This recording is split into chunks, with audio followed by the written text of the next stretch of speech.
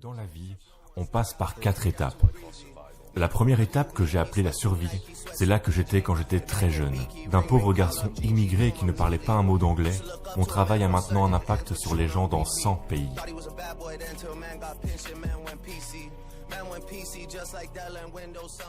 Je suis né à Hong Kong. J'ai immigré au Canada quand j'avais 14 ans.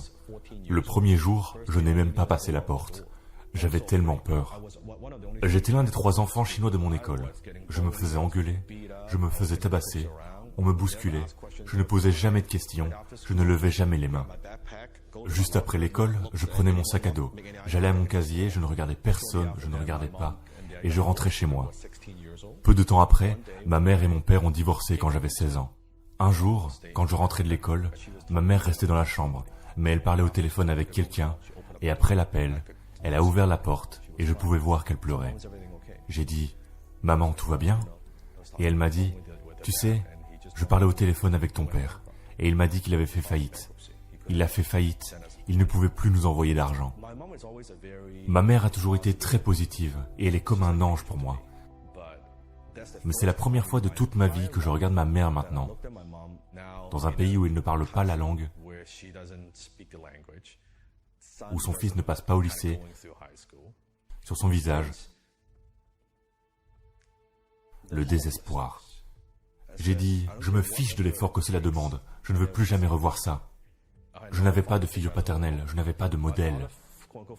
Ma figure paternelle, c'était quand je regardais un film de Bruce Lee. C'était la façon dont le dragon combattait Chuck Norris.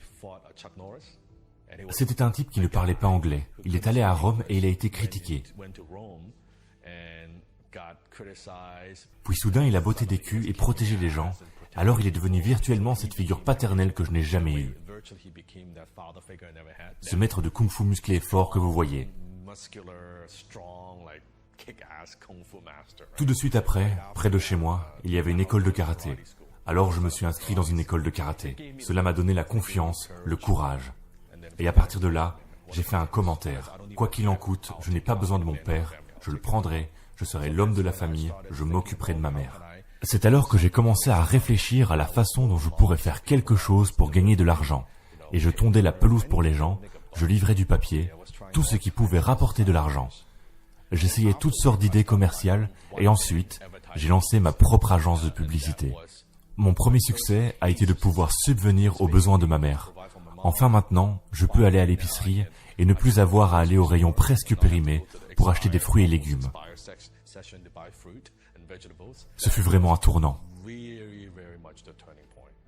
Donc après, je n'ai pas parlé à mon père pendant plusieurs années parce que j'étais en colère contre lui, parce que j'avais un peu mûri.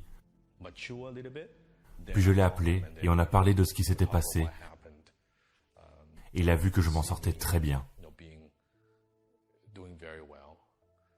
Je gagnais environ 10 000 $ par mois quand j'étais jeune, 6 chiffres par an.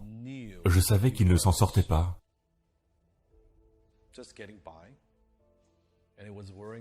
Et qu'il s'inquiétait de savoir où vivre.